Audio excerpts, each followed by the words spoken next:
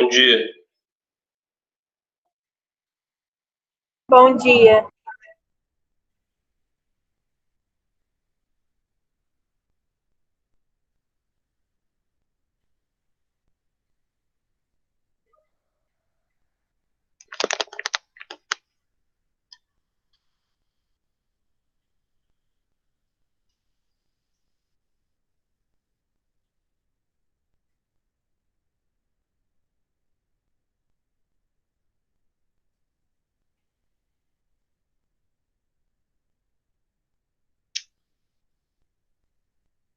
Só vamos aguardar só mais alguns minutos aí para ver se entra mais gente, tá?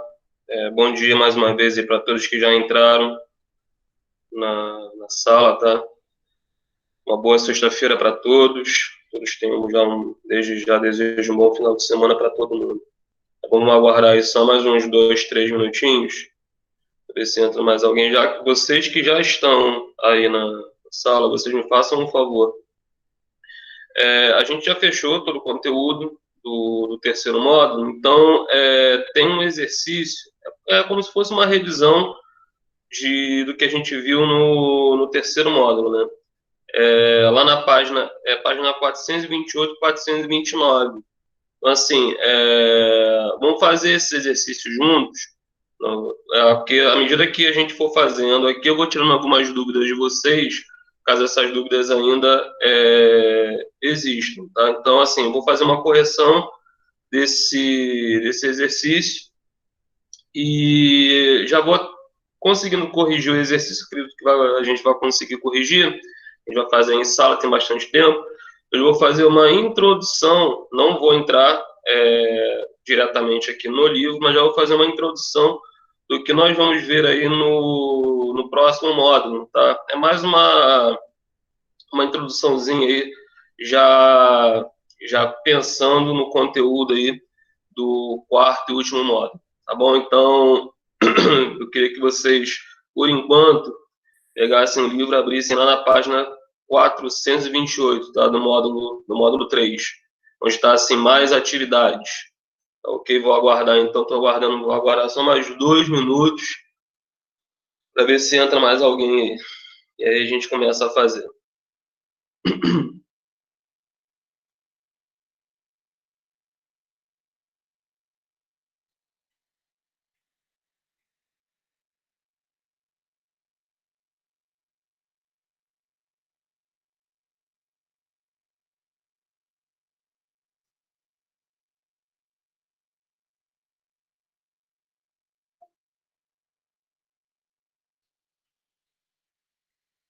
Lucas, página 428, meu filho.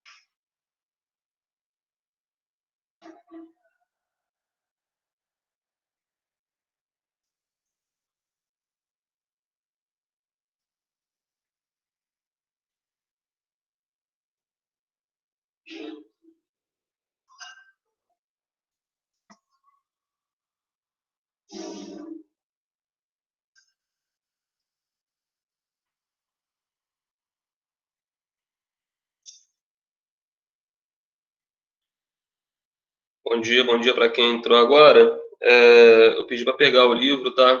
Bom dia, João Pedro. Página 428, tá? Do módulo 3. Página 428, módulo 3 é um exercício que nós vamos fazer juntos aqui em sala, tá?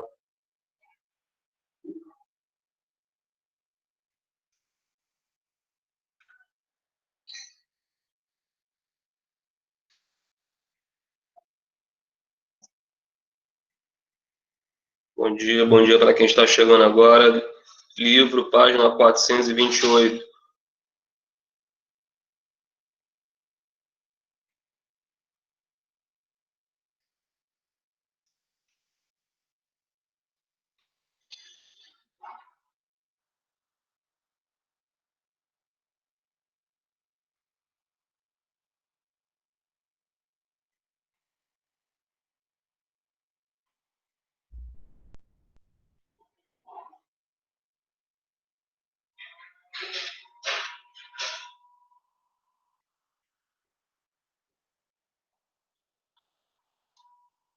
Vamos lá, pessoal. Vamos começar então. Já esperei aí alguns minutos, tá? O pessoal entrando. Então, assim, à medida que o pessoal for entrando, se alguém ficar com dúvida, onde nós estamos, se vocês puderem colocar no chat aí a página, eu agradeço. Tá bom, galera? Então, vamos lá.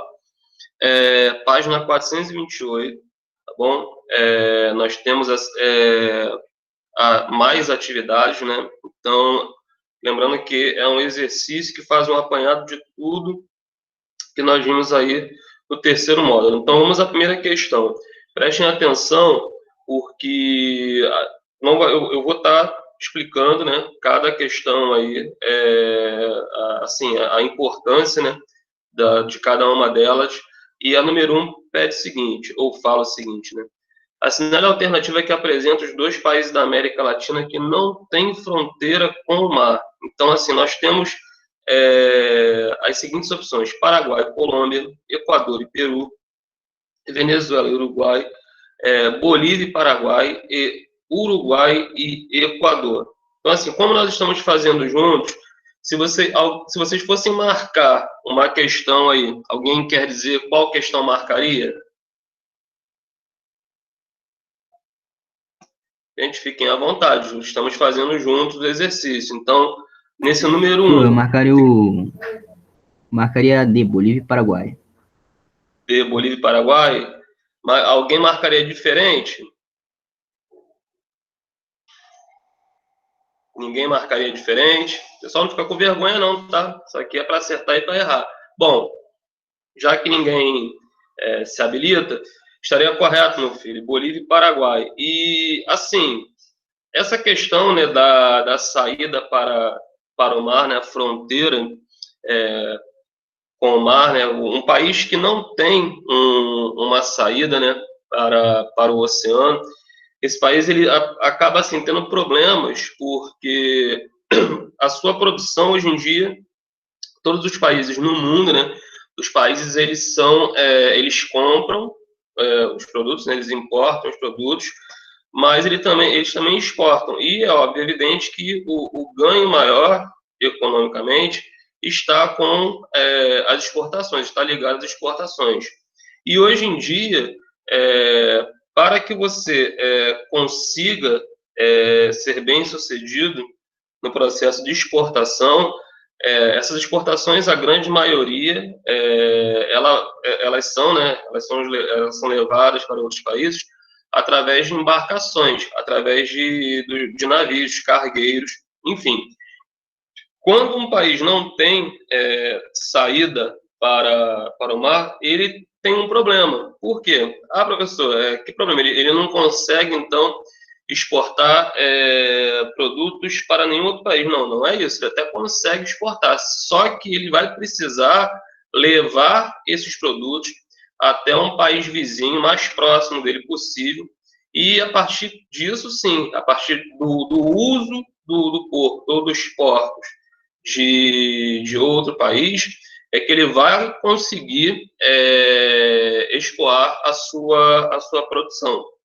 E no caso da Bolívia, é muito interessante, não sei se vocês já estudaram isso, história e geografia, eu não me lembro se eu já comentei isso em algum momento, mas eu sempre, não lembro em que momento, mas eu sempre falo isso, principalmente com relação a conteúdo de sétimo ano, quando a gente fala de formação no território brasileiro, né?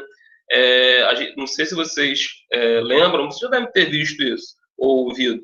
O Acre, o estado do Acre, ele não pertencia ao território brasileiro.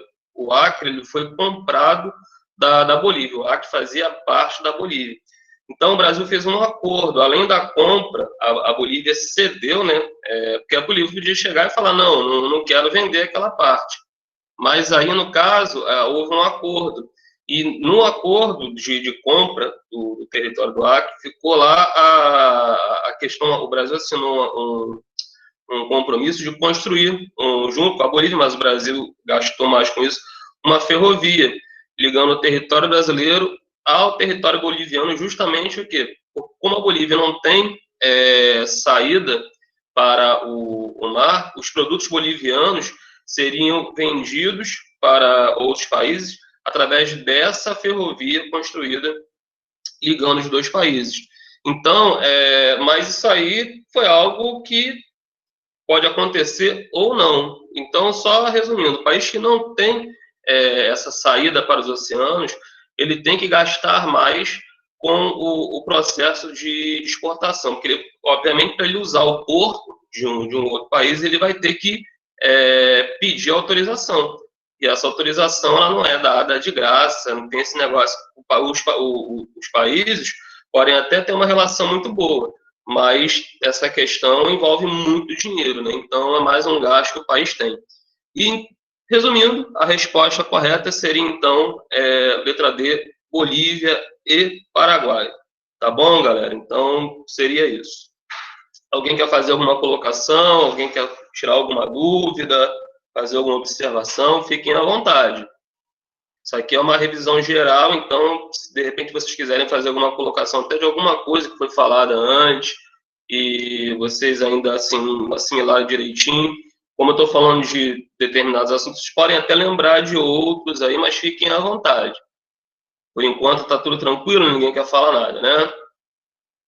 Beleza, então. Então vamos, vida que segue aí. Vamos lá, a questão 2, galera. Nós temos o seguinte, ó. A fotografia abaixo mostra parte da Cordilheira dos Andes. Observe a imagem e responda as questões. Nós temos aí a Cordilheira dos Andes, né, que é uma grande cadeia montanhosa, uma das maiores do mundo, que se localiza aqui na América do Sul. E aí nós temos as seguintes questões aí. O que é a Cordilheira dos Andes? O que é a Cordilheira dos Andes? Eu acabei de falar aqui, né? A Cordilheira dos Andes é uma grande cadeia montanhosa, que se localiza na América do Sul. Alguém lembra? A gente já corrigiu não sei se tinha alguma questão sobre isso, mas eu lembro que no início, quando nós estávamos trabalhando na América Latina, eu falei sobre o processo de formação da Cordilheira dos Andes, os fatores que levaram a Cordilheira dos Andes a surgir há milhões de anos atrás. Alguém lembra? Se fosse uma questão de prova, gente, se eu perguntasse, galera, quais são os fatores que levaram à formação da Cordilheira dos Andes? Alguém saberia responder de forma simples? Não precisa ser nada muito elaborado, não. Vamos, gente, vamos falar aí, vamos acordar. Bom dia para vocês mais uma vez. Ninguém quer se habilitar, ninguém lembra. De repente vocês não querem falar, né? Mas ninguém lembra o que levou a Cordilheira dos Andes a se formar.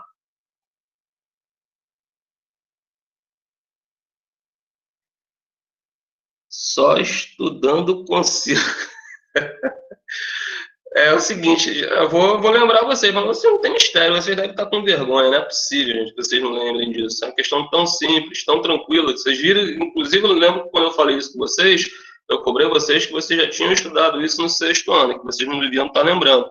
E não sei se foi na 8.2 ou na 8.1, mas alguém, no dia que eu trabalhei isso, que eu perguntei, alguém respondeu, alguém falou o motivo. Bom, já que ninguém quer falar, é o seguinte, cara, não tem mistério, foi o choque de placas tectônicas. As placas tectônicas, elas continuam hoje se movimentando, se chocando e se afastando.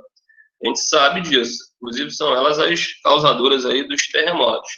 Só que no passado, essa atividade de movimento, de choque de placa tectônica era muito mais intensa, né? Então, as duas grandes placas gigantescas do Pacífico e a da América do Sul, elas começaram a se chocar e aquele negócio, né? Como o planeta estava em formação ainda, todo o material que estava por cima do encontro dessas placas tectônicas, esse material começou a ser soerguido, começou a ser levantado. E, claro, é um processo que levou milhões de anos até que a Cordilheira dos Andes se tornasse o que se tornou. Tá? Mas o motivo, se fosse, como eu falei, se fosse responder de forma simples, seria isso, seria o choque de placas tectônicas que ocorreu aí há milhões de anos atrás, não tem mistério. Então foi esse o fator, né, gerador, formador da Cordilheira dos Andes. Mas a pergunta aqui é o seguinte: o que é a Cordilheira dos Andes? Então, de forma simples, vocês podiam colocar a grande cadeia montanhosa que se localiza na porção leste da América do Sul. Repetindo aí para quem quiser anotar, tá? Vou falar até devagar. Grande cadeia montanhosa, grande cadeia montanhosa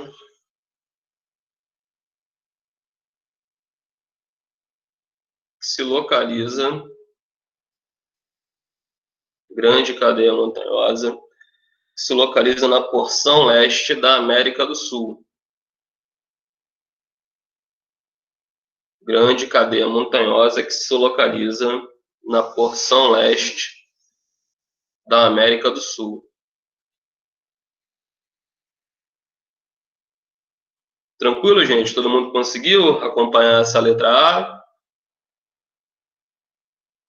Sim. Ótimo, ótimo. Vamos lá, então.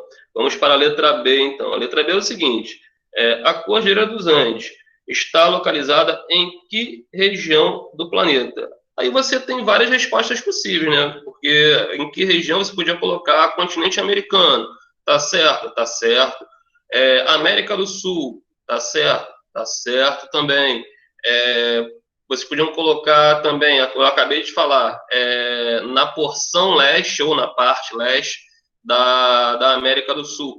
Também estaria correto, tá bom? Então, assim, não, aqui várias respostas poderiam ser aproveitadas. Então, fica a critério de vocês. Se vocês colocarem continente americano, tá ok. Se colocarem América do Sul, João Pedro falou que está na Bolívia. Está na Bolívia também, mas aí o que acontece, o João Pedro? Se você colocar só Bolívia, não está errado, mas está meio certo. Muito bom você até ter colocado isso. Por quê? Porque a Cordilheira dos Andes, ela está presente na Bolívia, mas ela também está presente no território chileno, no território equatoriano, está presente até em uma parte da Venezuela. Se você pegar, tem até no livro de você, depois vocês olhem com calma. O mapa de relevo da América do Sul, vocês vão ver que ela se estende, ela vem desde lá da Venezuela e vem atingindo vários países ali na parte leste da América do Sul. Então, ô João Pedro, quando você coloca Bolívia, não está errado, mas aí se você for colocar o nome do país, você deveria colocar todos os outros, tá? Fazem parte, dá mais trabalho, na minha opinião, se lembrar de todos.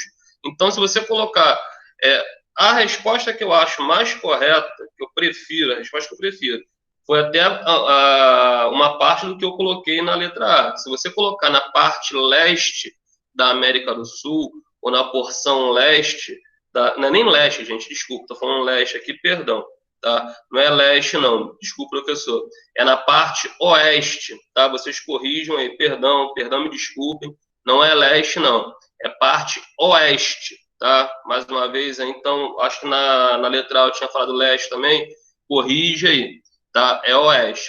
Então, a resposta que eu prefiro, eu dou preferência que vocês coloquem isso, na parte oeste ou na porção oeste da América do Sul, porque aí fica mais abrangente e é uma resposta simples e mais tranquila, tá? Porque se vocês forem colocar nome de todos os países, vocês podem esquecer um ou outro, e aí a resposta fica incompleta. Então, repetindo, tá? Fazendo a correção, porque eu tinha falado leste, não é leste, é parte oeste, ou porção oeste da América do Sul. Tá bom, galera? Alguma dúvida? Alguém quer fazer alguma pergunta? Alguém quer fazer alguma colocação sobre esse assunto, Cordilheira dos Andes? Fiquem à vontade. Tranquilo?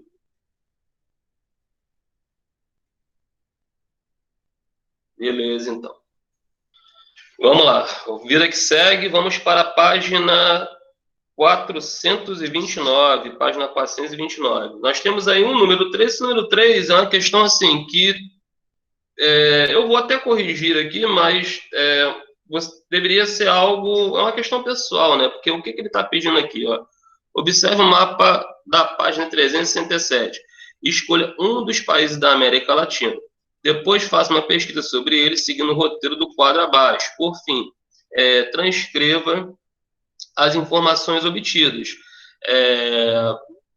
Aí, olhando lá, nem sei, página 367, deixa eu ver aqui. 367, nem lembro que mapa é esse. 367. 367. Procurando aqui. Ah, tá aqui. Achei. Vocês escolheriam aí qualquer país do México para baixo, da América Central, América Latina toda, né? Então vocês escolheriam um país aí para colocar o que está sendo pedido. O que está sendo pedido? Vamos dar, se vocês colocassem Brasil, vamos pegar pelo mais simples, né? Brasil, país. Aí a língua oficial, vocês vão botar português, capital Brasília, 3 cidades principais, vocês podiam colocar aí Rio, São Paulo, Belo Horizonte. Povos colonizadores, aqui o colonizador foi o português, né? Mas a gente sabe que, no caso, isso é muito importante, essa questão, quando se fala de povos colonizadores, aqui no Brasil, a nossa colonização, ela foi predominantemente portuguesa, tá? Só que nós sabemos que em algumas regiões do Brasil há uma participação, né, de outros povos no processo de colonização. Inclusive na região sul, nós temos isso bem visível, né? Isso é bem visto com a presença de italianos, alemães e outros povos aí também que tiveram uma participação grande na formação dos estados da região sul. Então, claro, professor, e só lá em outros estados não tem, não? Aqui no Rio de Janeiro também, por exemplo, nós temos algumas cidades aqui que ainda aguardam alguns resquícios de outros povos que ajudaram no processo de colonização.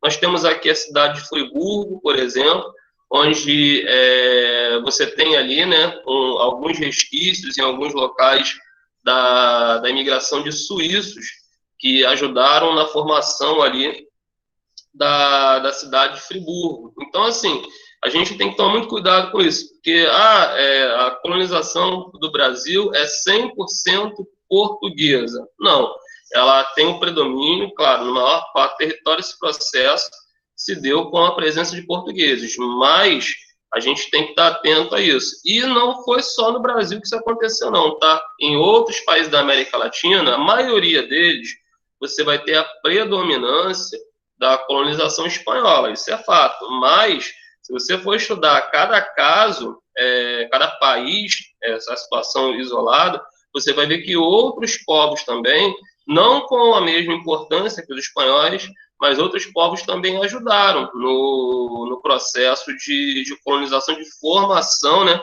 daqueles territórios. Como é uma pesquisa, cada país tem que ser estudado separadamente, mas a gente tem que estar muito atento a isso, porque isso, quando eu comecei a falar de América Latina com vocês, eu falei isso, que a América Latina é um mosaico cultural, que se deve ao quê? Que se deve ao processo de colonização, que se deve também à herança dos povos que viviam aqui antes da chegada dos colonizadores. Então, a gente não pode achar que o processo de colonização na América Latina ele foi homogêneo em todos os países. Não, muito pelo contrário. Ele pode ter tido a predominância de algum povo nesse processo, mas não podemos esquecer que outros povos também ajudaram nisso. E o Brasil é um exemplo, né? O Brasil, mesmo com a predominância da colonização portuguesa, nós temos aqui vários outros povos, dependendo do estado, dependendo da região, que também ajudaram nesse processo, tá? E aí, principais atividades econômicas, isso é muito variável. Aqui no Brasil, nós temos uma variedade de atividades econômicas. Podiam colocar comércio, podiam colocar atividade industrial. A agropecuária, que aqui no Brasil é uma atividade extremamente importante e assim, é ela que segura a nossa economia. Isso é importante também. Eu sempre digo que deveria haver um equilíbrio, né? entre a atividade industrial, que é importantíssima. Se você for pensar na atividade econômica que mais rende recursos aí para os países no mundo, é a atividade industrial, e a atividade industrial que usa tecnologia de ponta é aquela que produz os bens de consumo duráveis, aqueles produtos que nós consumimos aí, compramos, no caso, os eletrodomésticos, os automóveis, é esse tipo de indústria que faz com que o país ele acumule mais riqueza, que ele fique com um produto interno bruto maior. Mas a agropecuária é importantíssima. Sem ela, os países também passam por dificuldades. E o Brasil tem uma agropecuária muito produtiva, uma das maiores produções agrícolas aí do mundo. Então, isso aí é bastante variável. Clima predominante, isso aí, se eu fosse pegar o território brasileiro também, como o Brasil é um país de dimensões continentais, nós temos uma variedade climática aqui, nós poderíamos citar o clima equatorial, clima tropical, que também não é um tropical só, aqui nós temos tropical seco, tropical úmido, tropical de altitude, e por aí vai. E rios, o Brasil também tem assim, uma enormidade de rios.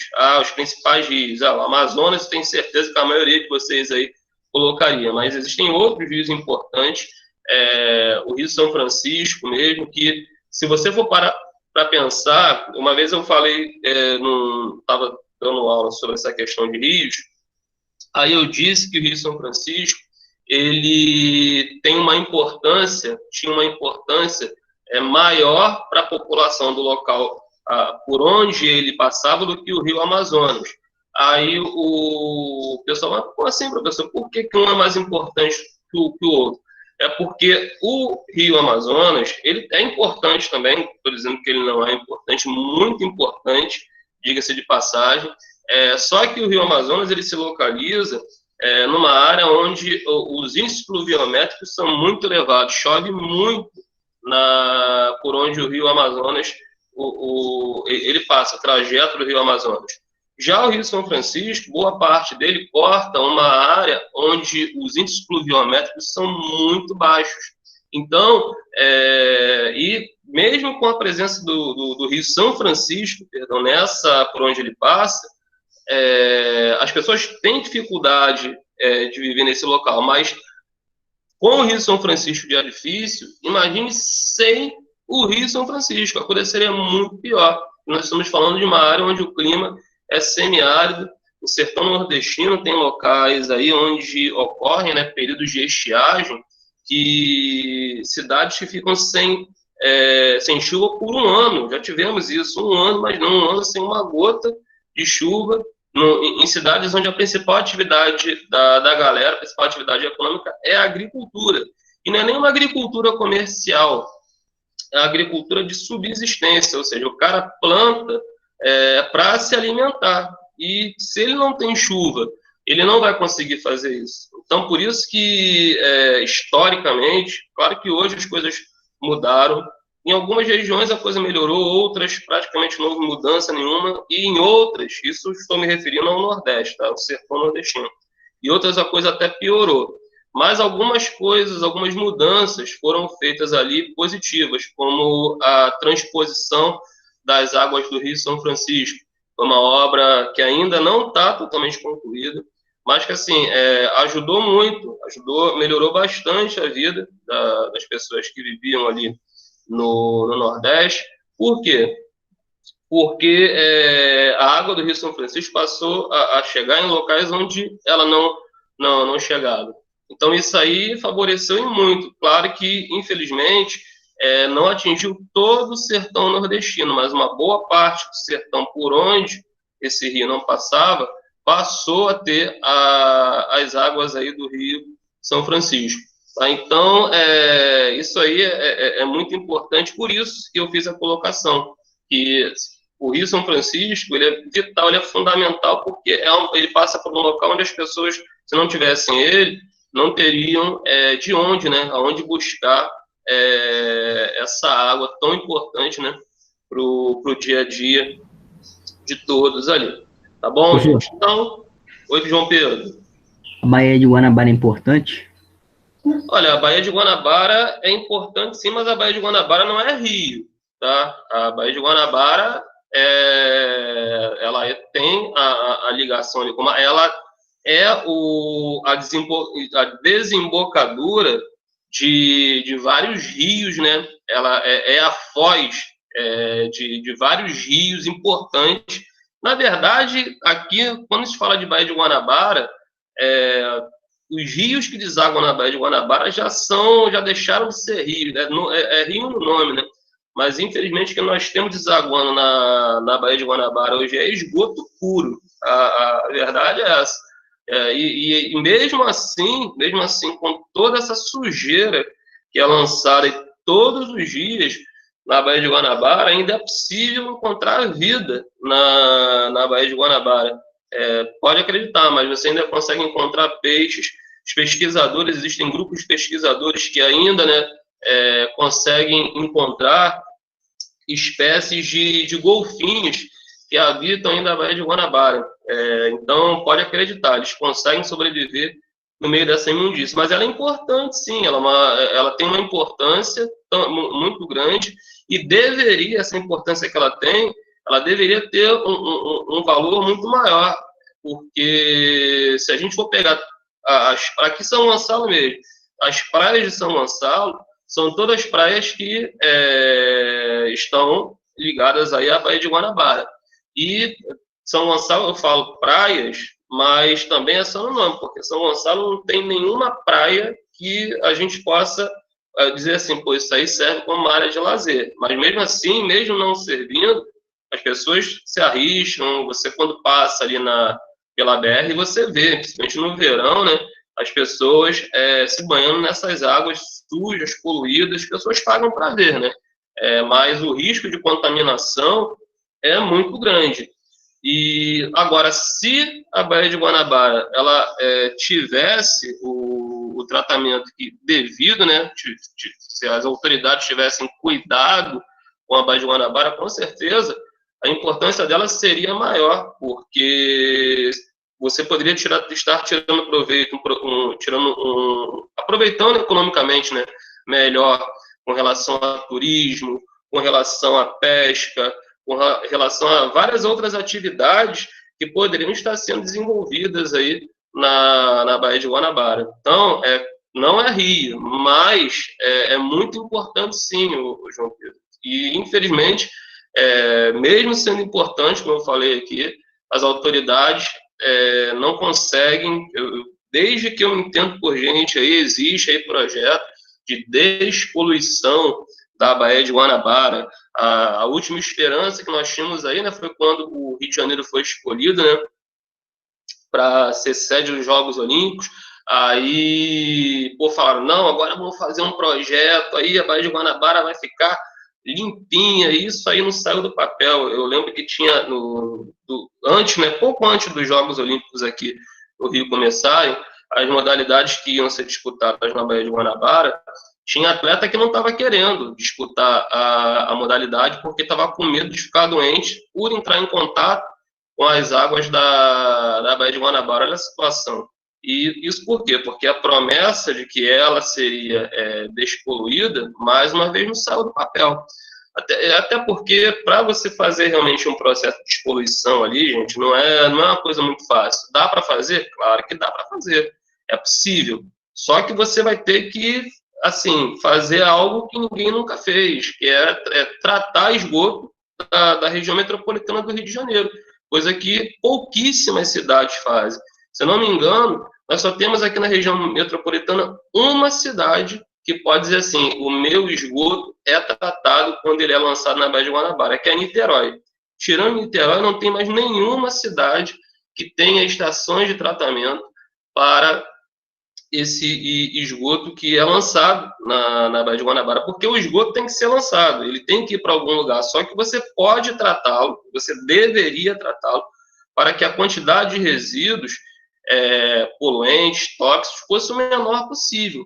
Porque, professor, mas por que a Baía de Guanabara ainda tem vida? Porque há uma renovação com a água que vem do mar aberto, mas essa renovação, dependendo da quantidade de poluição que você tenha na água, ela não é suficiente. E é o que vem acontecendo com a Baía de Guanabara. A água do mar, ela entra ali e dá, assim, uma sobrevida à Baía de Guanabara. Mas se algo não for feito, daqui a algumas décadas, essa água que vem do mar aí, dos oceanos, e faz aquela oxigenação na Baía de Guanabara, não vai ser suficiente. Aí você não vai conseguir encontrar nenhum tipo de vida na Baía de Guanabara, que já é quase muito difícil em alguns locais, em algumas partes da Bahia. Tá bom, meu filho? Mas ela é importante, sim. Enfim, vamos para a questão 4. Alguém quer fazer mais alguma colocação? Alguém quer falar alguma coisa? Fiquem à vontade. Ninguém? Vamos que vamos então. Vamos lá, número 4. Assinar as informações corretas sobre o Mercosul. Tá? Mercosul, lembrando aquele bloco econômico do qual o Brasil faz parte. Aí ele pede para vocês assinalarem aqui as questões corretas sobre o Mercosul. Vamos lá então. A primeira, o Mercado Comum do Sul, Mercosul, inicialmente reunia Brasil, Argentina, Chile e Paraguai. Essa questão aí, essa opção está correta, na opinião de vocês? Hein, gente? Responde aí, vamos lá. Estou falando aqui. Só o João Pedro que fala, mas ninguém fala. Samuel está perguntando a página. Página 429, Samuel. 429. Hein, vamos lá, gente. Essa primeira opção aí da 4 está correta?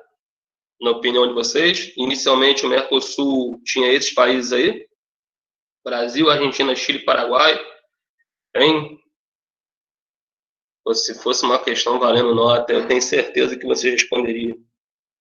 Tá, João Pedro está participando. Tá correto, João Pedro?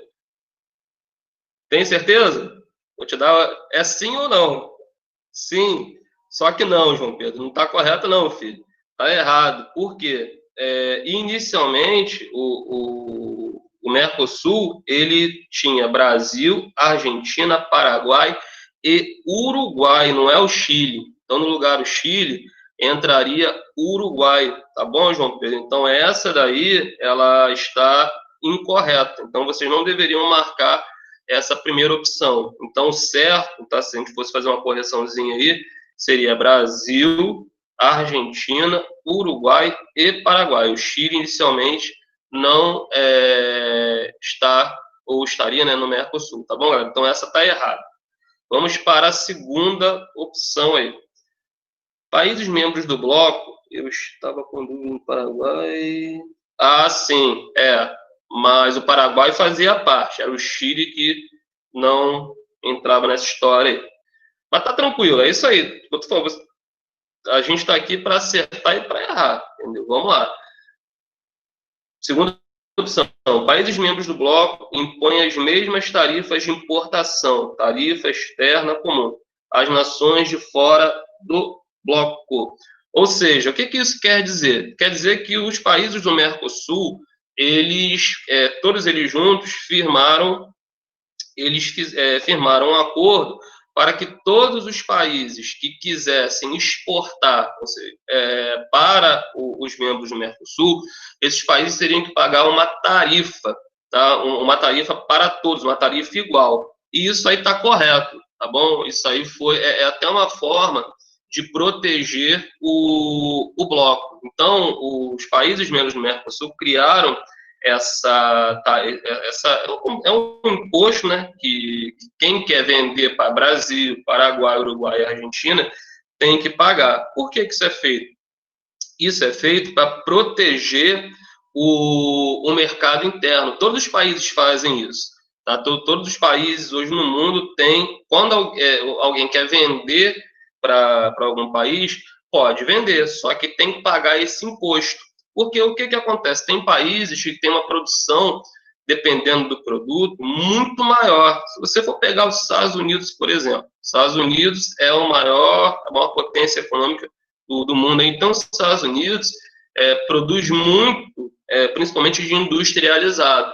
Se os Estados Unidos exportasse para todos os países sem pagar impostos, ele ia acabar com a economia interna desses países para onde ele exporta. Por quê? Porque esses países eles não teriam como competir com a quantidade de produtos e de boa qualidade que os Estados Unidos iria colocar dentro de seus territórios. Então, essa tarifa faz com que o produto ele entre, mas ele entre com um preço um pouquinho maior. Então, isso dá opção para quem vive naquele país de, esse aqui está mais caro, então eu vou comprar o nacional que é mais barato. Então, essas tarifas, elas ajudam a proteger a economia, o mercado interno dos países. E foi isso que os países do Mercosul fizeram. Então, essa opção aqui está correta. Tá bom? Podem marcar aí. E a terceira, ao longo dos anos, outros países foram incorporados ao Mercosul como membros associados. Acertou, Kailane? Parabéns, Kailane. Muito bem. Membros associados, incluindo Bolívia, Chile, Colômbia, Equador e Peru. O que é um membro associado? Um membro associado, ele não é um membro efetivo. O que é isso, professor? O membro efetivo é aquele que está 100% dentro do bloco. Tá? Então, quem são os membros efetivos do Mercosul hoje? Aqueles que estão 100% dentro do bloco. Brasil, Argentina, Paraguai e Uruguai. Esses países aqui, Bolívia, Chile, Colômbia, Equador e Peru, eles são membros associados. O que é isso, professor? Eles participam do bloco em algumas questões. Eles são parceiros do Mercosul. Eles conseguem vender alguma coisa para o Mercosul. Os países do Mercosul também vendem para eles. Só que, assim, é uma atividade econômica que não está 100% efetivada. Por que isso? Porque esses países aqui, eles fazem parte de outros blocos econômicos também. Então, o fazer parte de outros blocos econômicos acaba dificultando a entrada plena deles no Mercosul. Para que eles entrem no Mercosul, provavelmente, eles deveriam ter que abrir mão das atividades econômicas que eles possuem em outros blocos econômicos. Tá? Mas eles, como eu falei, eles conseguem, eles fazem, eles estabelecem algumas relações comerciais com o Mercosul, mas eles não estão 100% dentro do Mercosul. Então, eles são membros associados. Então, essa opção aqui está correta também. Tá? Vocês podem marcar, então, as informações corretas são a segunda e a terceira, só a primeira que está errada. Tá bom, galera? Beleza? Vamos seguir lá agora a página 430. Tem mais 3 questões aí. Página 430. Alguém quer falar alguma coisa? Alguém quer tirar alguma dúvida? Alguém quer fazer alguma observação? Estou perguntando aqui, sempre perguntando, para ver se alguém se coloca. Mas está tudo tranquilo, então vamos seguir aí. Página 430, número 5. Vamos lá. Nós temos a seguinte questão. Quais os elementos geográficos que diferenciam a América Latina da América anglo-saxônica? Ó, questão aí que bem tranquila, né? Porque as diferenças entre a América Latina e a América anglo-saxônica são muito grandes. Tá? Lembrando que quando eu falo de diferenças de elementos geográficos, eu posso me referir, né, tanto a questões de características naturais, físicas, como as questões humanas também. Tá? Então, vocês fiquem à vontade aí para responder. Mas a gente sabe que existem grandes diferenças entre a América anglo-saxônica e a América Latina. Com relação à colonização, por exemplo, a gente viu aí que a América anglo-saxônica ela foi colonizada, né, principalmente por quem? Por ingleses e franceses, sendo que a colonização francesa ela se deu mais no território canadense, uma parte do território canadense. E no restante da América anglo-saxônica nós tivemos o predomínio da colonização inglesa. Já na América Latina, o que a gente tem? Nós temos uma predominância da colonização espanhola. Claro que a colonização portuguesa ela tem que ser mencionada por causa do Brasil, porque o Brasil é um país com uma população muito grande. Se a colonização portuguesa, por exemplo, tivesse acontecido no Paraguai, que é um país que tem um território menor, que tem uma população bem menor que a população brasileira. A colonização portuguesa talvez não tivesse o mesmo peso que tem hoje aqui na América Latina, e tem esse peso por causa do Brasil, tá? Mas o predomínio de colonização na América Latina, sem dúvida nenhuma, é com relação aos espanhóis. Eles se fizeram presentes na maior parte aí do território da América Latina, tá? Mas os portugueses têm que ser mencionados. Então essa é uma diferença, repetindo aí, a América anglo-saxônica colonizada predominantemente por ingleses e franceses, e no caso da América Latina, espanhóis e portugueses. Outra diferença que a gente poderia colocar aí entre a América anglo-saxônica e a América Latina. A América anglo-saxônica tem dois países, no caso, né? E são dois países envolvidos, que são os Estados Unidos e o Canadá. São países que têm uma economia relativamente forte, que tem uma população que tem um padrão de vida, de uma forma geral, muito bom. E nos países da América Latina não existe nenhum país desenvolvido.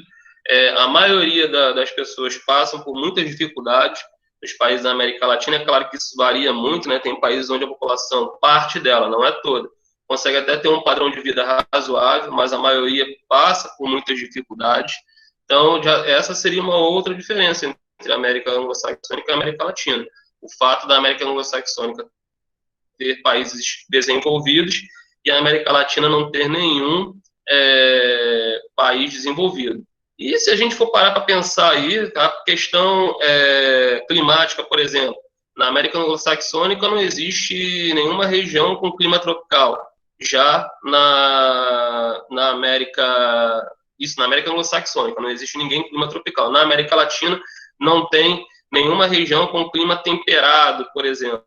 Então a gente tem aí várias características que poderiam ser citadas. Isso aí fica a critério de vocês, tá? Se vocês... professor, mas eu estou aqui viajando. Se vocês quiserem colocar algumas, vocês podem colocar isso que eu falei aqui, vou até repetir. A América anglo-saxônica foi colonizada por ingleses e franceses, e a América Latina, espanhóis e portugueses. Essa seria uma diferença, tá? Simples. A outra diferença, na América anglo-saxônica vamos encontrar países desenvolvidos, e na América Latina não vamos encontrar países desenvolvidos, tá bom? Então, eu colocaria essas aí, que são bem mais tranquilas. Alguma dúvida nessa? Alguém quer que eu fale novamente? E aí? Tá tranquilo, gente? Ninguém se perdeu, não? Beleza, então. Opa, beleza, Fábio. Repito sim, vamos lá. Cailano falou que tá tranquilo, mas eu vou repetir, Fábio. Vamos lá, então. Você pode colocar o seguinte, anote aí, Fábio. Primeira diferença, América anglo-saxônica, aí escreva, foi colonizada por ingleses e franceses. A América anglo-saxônica foi colonizada por ingleses e franceses.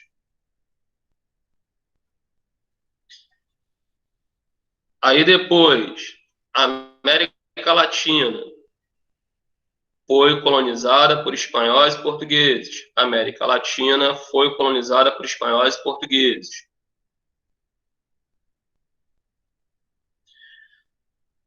Vamos lá, agora uma outra diferença aí. Coloque o seguinte: na América anglo-saxônica, vamos encontrar países desenvolvidos. Na América anglo-saxônica, vamos encontrar países desenvolvidos.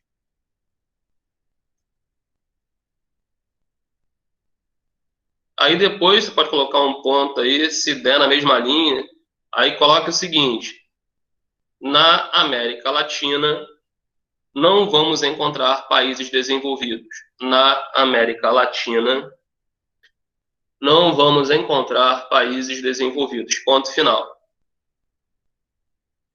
Na América Latina, não vamos encontrar países desenvolvidos. Ponto final.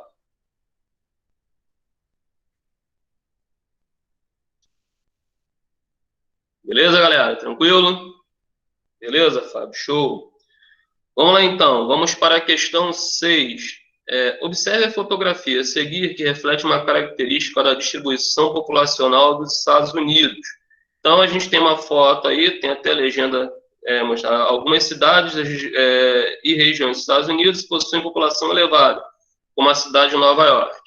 Aí nós temos lá embaixo, de acordo com o que foi estudado nas páginas 402, 403 e 4, escreva como a população está distribuída pelo território estadunidense e explique quais condições interferiram para que o Nordeste do país se tornasse a região mais densamente povoada. Bom, se eu fosse colocar aqui como que é a distribuição da população pelo território dos Estados Unidos, simples, ela é irregular. Ponto. É isso. Ela é irregular. Por que ela é irregular? Qual a explicação? Porque você vai ter mais gente vivendo na parte nordeste, na parte leste, do que na parte oeste. Tá? Então, mas se vocês colocassem assim, ela é irregular, já estaria correto. Agora, o motivo, por que uma área foi mais ocupada, porque a parte nordeste, a parte leste, ela foi mais ocupada do que a parte oeste? Por vários fatores, tá? Vocês podiam colocar aí. Então, vamos direto à resposta, que o nosso tempo já tá caminhando aqui para o final. Então, primeiro vocês coloquem aí, irregular, tá? Ponto. E quais os motivos dessa distribuição populacional irregular? Vocês podem colocar o seguinte aí. O processo de colonização que começou na parte leste, o processo de colonização, pode anotar aí, o processo de colonização que começou na parte leste, vírgula,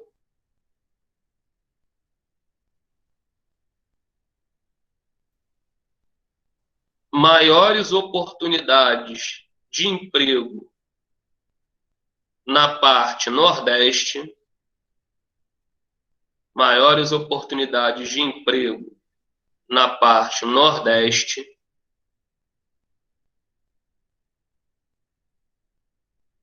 e as dificuldades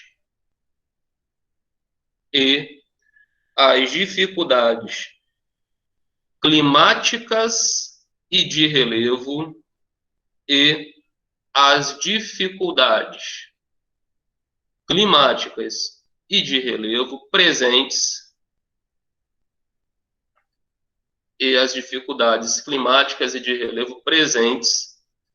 na parte oeste do país. Ponto final. As dificuldades climáticas e de relevo presentes na parte oeste do país. Ponto final. Beleza, gente? Tranquilo? Nessa número 6. Show, então. E, para finalizar, nós temos a questão 7. Aí, a questão 7 é uma questão objetiva e o enunciado é o seguinte. Sobre o território e a população do Canadá, assinale a alternativa incorreta, aquela que está errada. Então, a primeira, o Canadá é atualmente uma federação composta de 10 províncias e 3 territórios. Está correta esta informação. Seu extenso território ocupa quase 10 milhões de quilômetros quadrados da superfície terrestre. Também está correto. Lembrando que é o segundo país mais extenso do mundo, aí perto só para a Rússia. E a terceira opção, em relação ao tamanho de sua área territorial, o Canadá apresenta uma elevada densidade demográfica e numerosa população, com cerca de 36 milhões de habitantes. Essa aí está errada, claro que está errada. Eu frisei muito isso quando eu trabalhei no Canadá com vocês. Por quê?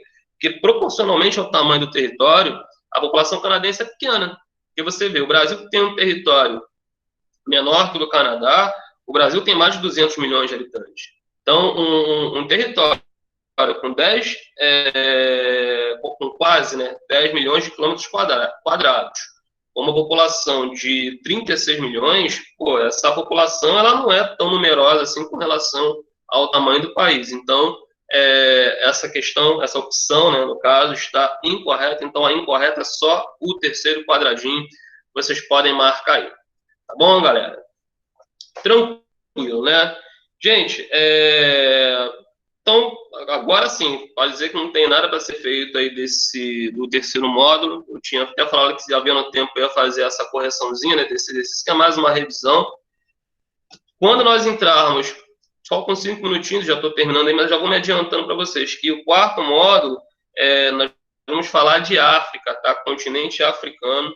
Nós vamos ver bastante coisa sobre esse continente, que eu acho um continente muito interessante, um continente que tem, assim, uma importância a ser estudada aí, e nos últimos anos, graças a Deus, o mundo tem começado, falta muito ainda, a olhar o continente africano com outros olhos. E para nós, brasileiros, a África tem uma importância enorme, porque culturalmente nós temos uma ligação muito forte, né, com o continente africano. Então, nas próximas aulas, aí, nós vamos estar abordando a África, vamos ver aí a África na parte física, na sua parte populacional, parte econômica, e vocês vão ver como que esse continente ele é rico e muito interessante aí, e no caso pouco explorado. Quando eu falo pouco explorado, é pelos estudiosos, que explorado ele foi, tá? E continua sendo, do ponto de vista econômico. Infelizmente a África sofreu e ainda sofre muito com a ganância aí de pessoas que vivem principalmente em países desenvolvidos, né? Tá bom, galera? Então, estou dando a nossa aula encerrada por hoje, tá ok? Que vocês tenham aí um bom final de semana, tá? E até a próxima sexta-feira, tá bom, galera? Fiquem com Deus aí, um abraço a todos.